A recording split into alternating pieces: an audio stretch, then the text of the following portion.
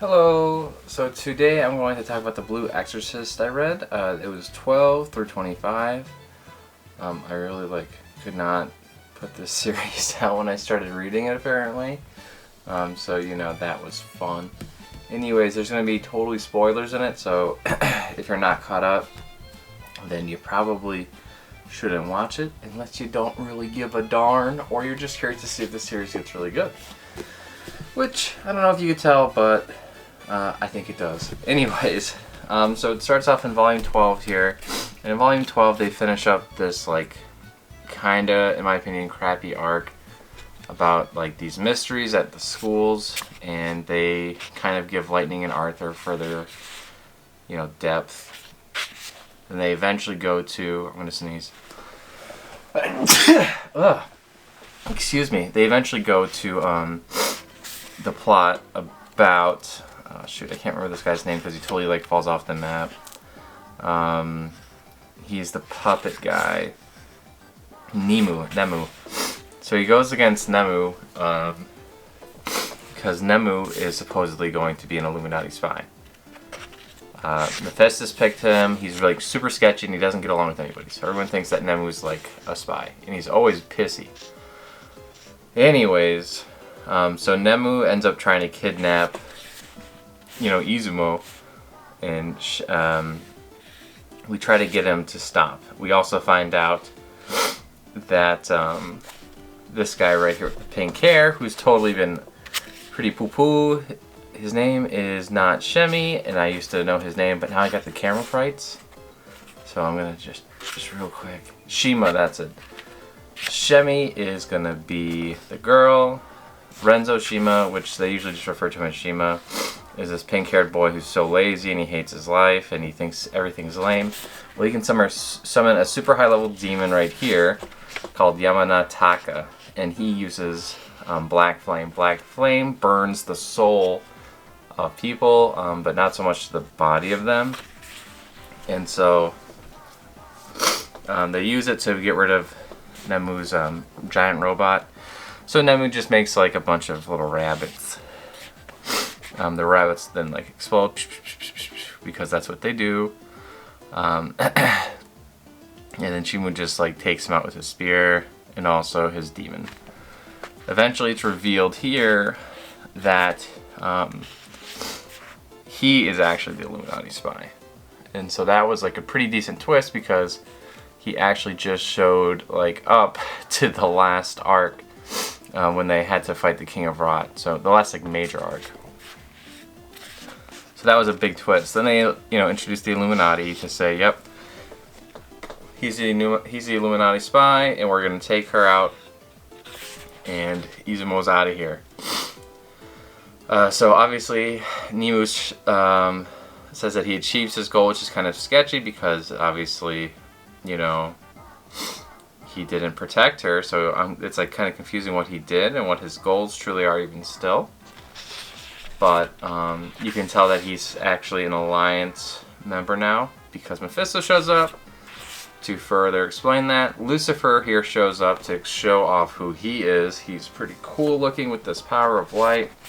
So this was an interesting arc. They didn't have to take off and head over to Foxtown, which is where they tracked Izumo.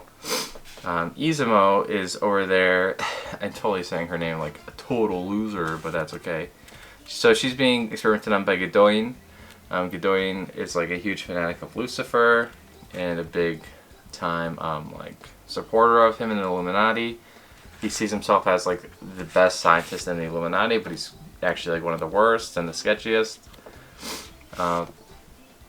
They end up going to this theme park Fox place, which is eventually found out to be a tourist trap where they actually get tourists there and then they hypnotize them to stay. Once they're hypnotized to stay, then they take them into the dream paradise or dreamland. And once they're there, they get experimented on by Godowin and the Illuminati.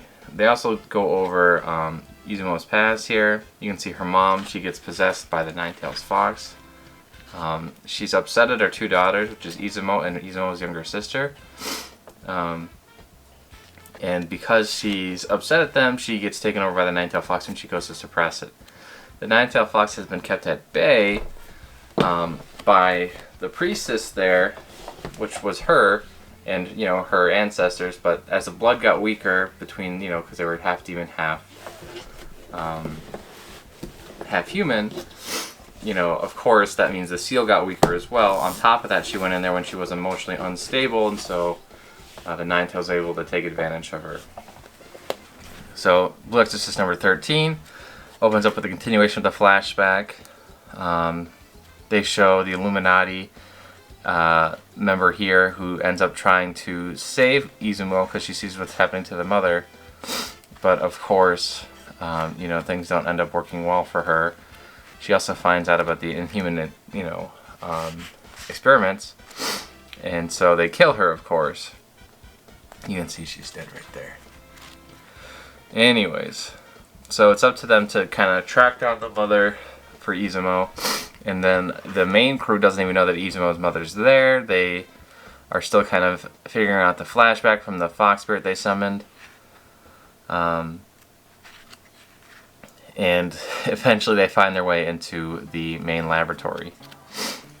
So they end up breaking in. It's found that Rin actually named his attacks, so he's got Satan Slash. And, you know, of course he gets made fun of for it.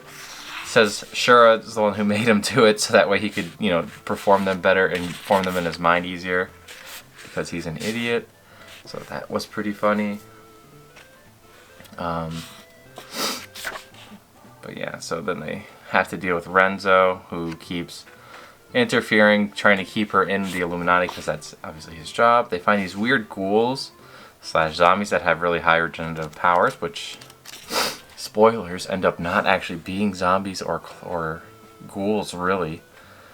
But anyways, Renzo ends up burning up Uke and Mike, her fox familiars, with a black flame, which means that they're like kaput, totally gone. We end up finding out that this woman here is somehow related to Toto. You can tell kind of because of the hair too. That's like a total Toto signature hairstyle. Godowin starts to kind of break down at the cracks. You can start to tell that Lucifer doesn't really care for him so much here. Despite you know, him thinking he's doing such a good job, but he's not. And it's told that she's actually been like kind of spying on him, and so he's pissed by that, obviously. Renzo's just kind of listening to the whole thing, and he's like, no, don't worry, I got this. I'll kill Rin and I'll get rid of Yukio and everything, then you'll be happy. But like, he doesn't want Rin and Yukio dead. He wants them captured because he wants to use them. But Godowin's like, no, I'll kill them, then he'll be really happy. He just doesn't think we can do it. So anyways, they capture the whole crew. The whole crew gets separated. And eventually they can kind of split off and do their own thing here. We find out our nice little kitty cat Kuro here. I really don't like this guy with the bald head that much. I can't even remember his name. Konekumaru Miwa. So I just call him Connie, typically, like from Attack on Titan. That's all he reminds me of is Connie. He's not very impressive in my opinion. He's going around thinking he's a leader. I really don't think he is, but whatever. You know, whatever. Anyways, he gets saved by Kuro, then he finds, you know, Yukio, or Mr. Okimaru, as he calls him. And Yukio saves his life, obviously, and helps break him out. Ryuji ends up being able to kind of show off his bazooka he got here, which I thought was really weird because he's supposed to be a Dragoon support class. They say bazookas are like a standard issue weapon for support, and I'm like, but is it though? You know, because like, not in my head. Anyways, you can see the crew here all together lined up for the fight that they're in the middle of. Nemu's there. I didn't realize Nemu's puppet was kind of reddish pink there, and I didn't realize he had orange hair until this cover, really. But yeah, that was cool. Anyways, he fires off his bazooka, tries to kill this immortal being. Can't really do it, but whatever. Rin in the meantime is fighting Shima. And you know, Rin and Shima just kind of go at it, and Rin wants him to stop, but you know, so he can take him back. But you know, obviously he's not gonna do that. He eventually beats him, or knocks him out rather, and takes out Izumo. But you know, Izumo's like saying, you know, no one can help me, so I don't need any help. Like, just leave me alone, kind of a deal. Total tsundere, truly. Once that's going on, then Rin gets separated from her, of course, and they start to transfer the Nine Tails from her mother into her. Her mother's like a total wreck after having the Nine Tails in her so long and all these experiments done to her. So they need a new host. So they figure if she can host this demon, she might be able to host Satan or Lucifer's soul into her as well. So that's kind of the whole reason they're doing these experiments on her. So they found a way to like force demon possession into her. So they do that. The demon gets sent into Izumo, and Izumo tries to fight it off, but she's like actually not strong enough. Go figure. Her mom was like a seasoned expert, and so if she wasn't strong enough to fight him off, it kind of makes sense. But she's trying to fight it off for as long as she can. Rin's telling Godowin he's like a total loser, yada yada yada. And, you know, of course Shumi's been spying on Godowin the whole time. Ugh. And Godowin, anyways, of course thinks he's doing everything right, but obviously isn't, since he's kind of going behind Lucifer's back to do these things. You also get a few hints that, you know, he's not really a traitor to the Order of the Cross, of the True Cross, so it's a little bit of an interesting, is he a traitor, is he not of a traitor kind of a thing. Kuro breaks in, and you can see Ryuji with a bazooka ready to go. Eventually, the fox just like totally takes over Izumo here, you can tell. Pretty cool scene in my opinion. But then the mom says, just put the Nine Tails back inside of me and then kill me because I'm going to die very soon anyways. So they transfer it, and then she says her goodbyes, and then she dies. And Godowin is like, did I do something wrong? That doesn't make sense. No, no, no, no. So then he gets himself force possessed by any demon he can. And he turns into this evil, disgusting slug monster. So he does that. They kill him in like 2 seconds. Uke and Nike end up not actually being gone. And they get a cool upgrade too, which I thought was really cool. And so you're like, wait a minute. So did he actually betray the Order, or did he not? Because he obviously didn't kill them with the black flames. But it's tough to say. Even at this time now, it's hard to say which team he's on. So they transform here. They have these cool new humanoid personas, standing thingies. And they are able to defeat Godowin. Then we start to hop on to the end of the arc here. So they wrap up, they say everything's horrible, they say, you know, they tell all about Izumo's past, or they tell Izumo that they know all about her past. And she's like, well, that sucks. Why did you say that? That's so rude, invasion of privacy.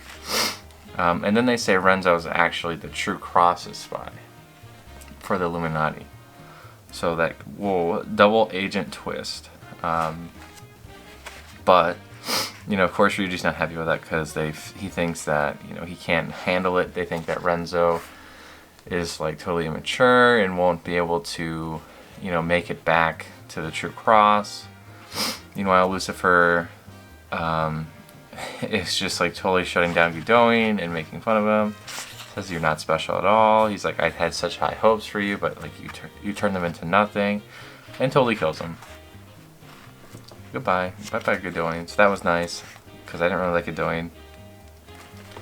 Thought that this scene was pretty funny right there. It's like a super dramatization of them right there, and then also another one of them super old over there. As she's like kind of daydreaming about what they might look like these days. But obviously they end up looking like that. But yeah, I thought it was pretty funny. Nothing too special about it. Ryuji ends up seeing Renzo back at school.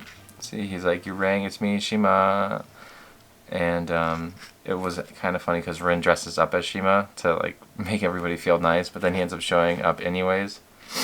And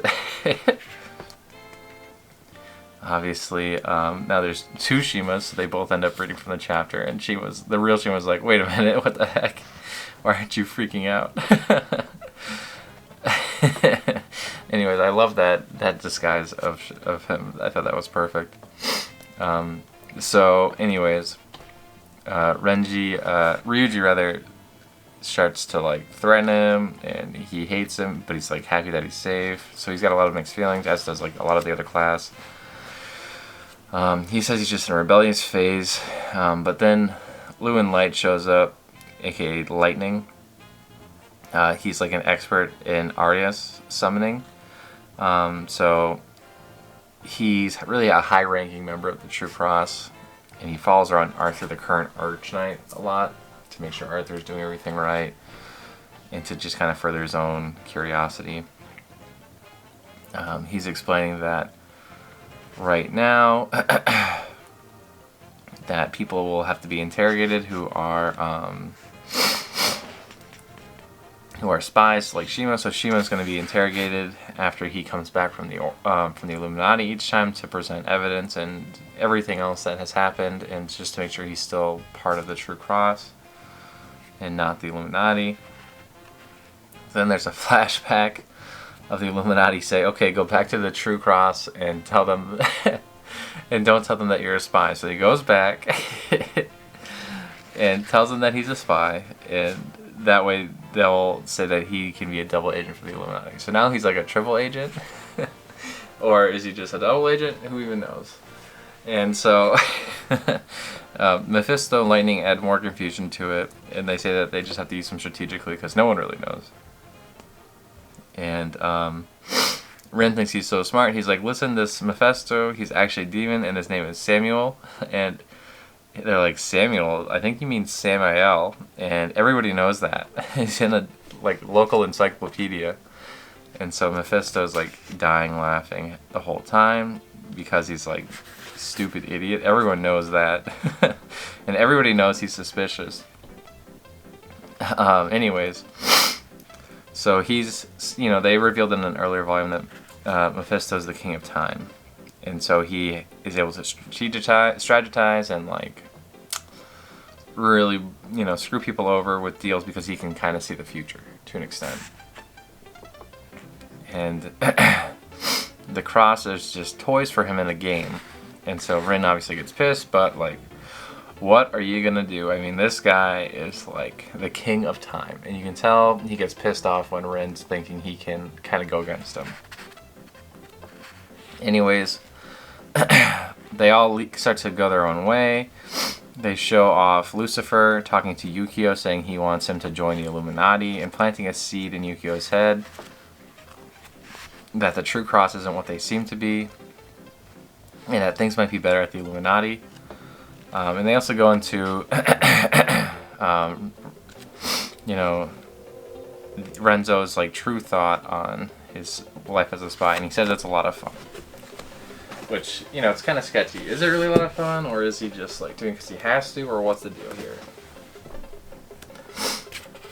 Then in volume 16, we kind of go more into Yukio and his thoughts here. So we start off with just Yukio and Rin kind of going on a mission together. With the rest of the crew, they have to go to a hot spring. So it's like the school interim kind of an arc. They do that every once in a while. So everyone's going there to bond at this nice hot spring. They are supposed to relax there with Yukio because Yukio's been training really hard. And Yukio takes it as, do I really look that weak that I can't like keep myself sorted? And Rin's like, listen, I'm really worried about Yukio. He's been obsessing. He really hates to lose. And like, I'm worried he might do something dangerous. And the reason is that Yukio's left eye, he started to notice like the flame of Satan, and he wants to know if he's got more power that he can use or anything like that. They also introduced lightning a little bit more. So lightning is able to really just like cheese the summoning ritual. So he goes, Furfur, that's a super high level demon, great Ikazachi Lord of the Ark, and he goes and so on, and summons him anyways by omitting the rest, which is like really cool because you usually have to memorize the whole sutra, and for him to skip that, it's like Itachi skipping, using 2 hands when he signs, or Edward Elric skipping, drawing an alchemist circle and just clapping his hands. It's pretty similar to that, if you've seen those manga. Anyways, he explains to them more about the True Order and more about the Illuminati and kind of how the demons work. And, Ryuji doesn't think he should be a exorcist anymore. But Lightning tells him that he's a genius and that he shouldn't give up on it. And he says, listen, you need to have a grand dream or ambition, unlike me, otherwise you won't go anywhere. He's like, I just am super interested in demons, and that's the only way that I'm still here, but, the problem is that he doesn't have a lot of emotion, so he goes out of control. Meanwhile, Yukio's still trying to kill himself to get his demon powers to work, so he summons these water spirits, and they end up trying to kill him, obviously, and he's like, I'm a shit summoner, and it's like, yeah, obviously. So that goes on, and you can see Ryuji and Lightning kind of bonding a little bit more here. You can also see Lightning chatting with Mitsu Kirige, something like that. Let's see the actual name here. You can see why I get kind of confused on these names when there's so many of them that pop up every once in a while. I know most of her name. Kiri Gakure. Like mixing up with Naruto names. Anyways. So Kiri Gakure ends up like just chatting with him. And saying that he has to report an unregistered demon within the order and asks if there's any leads, but she says no. And he's like, why did you ask me? She's like, well, because high level Nagas are immortal, and so he's kind of hinting that he knows that she knows some immortals. So that'll come up in the next arc. Ooh, the foreshadowing. Ooh. Anyways, Lightning ends up testing Ryuji by summoning a few spirits and giving him a few tests to do, a game to do, etc. And begging for him to take him as an apprentice. He eventually says yes. So Ryuji's got a new job. Yukio tries to kill himself by jumping off a building. Then he tries to shoot himself in the head. So he can get the demon to show himself. And Shimi is like shown to have some sort of a secret past. Their mom still doesn't want her to be an exorcist, and she doesn't really get why. She just wants to protect the world. But they don't really answer that at this time yet, obviously. And Rin is still trying to get with Shimi, but it's kind of this thing where Shimi's like doesn't really understand love, and she's like, listen, I just want to be friends, dog. Like, what is love? Like, who cares? Like, you my bestie, bro. And of course, Rin's just like, fucking friend zone, that sucks. I hate my life. And so that's kind of where they leave off on that. Then we get to Blue Exorcist 17. Rin and Yukio have to go find Kirigakure over here into the essentially into the mountain of snow. And the reason is because she was raised by the snake man here. You see all these 100 eyes. He's an immortal. And so they show the flashback here of a past descendant of her, and the snake man here ends up giving her a demon sword and the ability to live. The downside, though, is that she has to have a child before 30, because at 30 she'll die. Because he doesn't want to see her grow old and die naturally. So he says, I'll raise your kid for you. That way, like, I can always be with you no matter what. It'll be very similar to you being immortal. And as a trade-off, here's this neat sword. So she's like, sounds good, bro. And so she's approaching 30 and she doesn't have any kids, so she wants to go kill the immortal because she's going to break the agreement, obviously, and she doesn't want to bring in another life into this. So Yukio and Rin have to go and help her. he tricks the immortal by saying he'll knock up her. She's like, what the fuck is going on? She's like, I don't think so. Anyways, it ends up being a trick. But it's an interesting trick because you see that he actually aims a gun at Rin. So you're wondering, is this like going to be the turning point for Yukio? Because he's been acting shifty lately. Like, is this where he finally turns? But it turns out to be an actual trick to that. And Rin ends up stabbing the immortal with the blue flame, which could kill an immortal. But it doesn't. He goes into full demon mode instead of humanoid mode, and tries to take them all out. She tries to go die with him, but she has a flashback of her time. She was raised by Father Fujimoto as well. And so she's thinking of him as she's dying. And she's like thinking about how she loved him so much when she was younger and wanted to be married to him. And how he always turned her down because she was a kid. But, you know, it kind of explains it that she has to live and that, you know, things have to go on. You know, she can't die here. And so she's like, nope, I have to leave. I can't die with this immortal just like I told him to. So she totally screwed that immortal by saying that she would die with him. And then she's like, nope, never mind. After he's like frozen in the bottom of the lake, saying that she'd die with him in the bottom of the lake. I felt bad for the immortal there because he's like, no, what the hell, man? You just said you'd come down with me. And so she changes her mind halfway through. She ends up killing him. Well, not really killing him, but severely weakening him so that Rin can go in and drain all of his power. Now, the immortal Hachiro is just like this little snake. However, now that he's just this little snake, you know, Renzo ends up taking the snake back with him to the Illuminati. He ends up tempting Yukio to join the Illuminati. But yeah, they try to track to see where Hachimori went.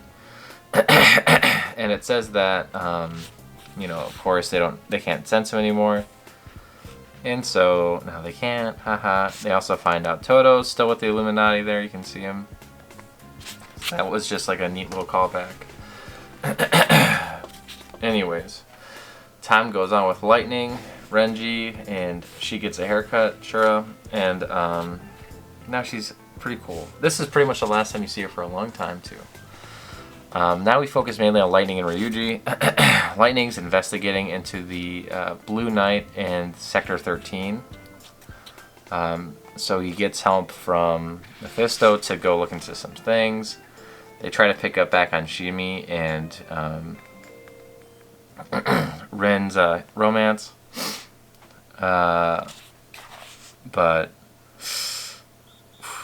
you know, of course, there's a lot of like girl poop jokes in this manga, which, you know, if that's a big turn on for you guys, like if you can't handle that kind of maturity, like I don't blame you, but like just be aware that happens a lot. Anyways, they're spying on him like the whole time so that way they can see what Shimi and Rin are up to, and like every time she kind of goes blank face and it makes Rin feel like a total doofus, and so he gets embarrassed and like tries to run away. And she explains that she's still having a hard time explaining to her mom that she wants to be a exorcist because she doesn't want her to be. So she tries to get closer to her and have a steady sleepover. They go to her house, check out her room. They think it looks really neato. They read manga together. See, it's like a little shoujo manga. I thought that was kind of funny. But yeah, so she eventually says, yes, I'm going to be an exorcist and I'm going to keep up with everyone else because they helped me grow to who I am today. And so that was great. And then she also says, listen, I'm not ready for love. Blah, blah, blah, blah, blah. We also get in to here. And we find out that, you know, this guy, as you might recall from before, he ends up joining the cram school class and to become an exorcist. And he's one of the sons of Satan. His name is like a Maimon, but he always calls him Maimon, which, because it's just a running theme that he doesn't know, you know, names very well. Anyways, he's not allowed to beat people up anymore, and he's kind of part of Mephisto. He's not really part of or against the cross. He's just kind of his own independent thing. Lightning and Ryuji are still kind of investigating here to figure out what's happening. And so They investigate these people who were originally with Sector 13, and they say if they... Sorry, the max limit. Anyway, so they ended up going all the way down to meet up with these monks who used to be part of Sector 13. Sector 13 had a bunch of elixirs in it. The elixirs were kind of made to keep bodies immortal, so that way Satan and Lucifer could inhabit them. But if they say anything about Sector 13, they're killed by death here. He's a kin of time, so they know that he's related to Mephisto. So that was good for them to find that out, because now they can go ask Mephisto. And, you know, they know that the elixirs are connected to the Illuminati, because the Illuminati is investigating elixirs for, of course, Lucifer. That's going to be it for this first part. We'll wrap it up in a similarly length video next time. Thanks for watching. Please like and subscribe. If you guys want more of this, let me know in the comments below, and I'll do this more often. I really only did this time because I didn't even realize I was doing it. I thought I was just kind of going through the manga log and how I normally do things, but when I realized how much material I was going over, I was like, might as well just commit.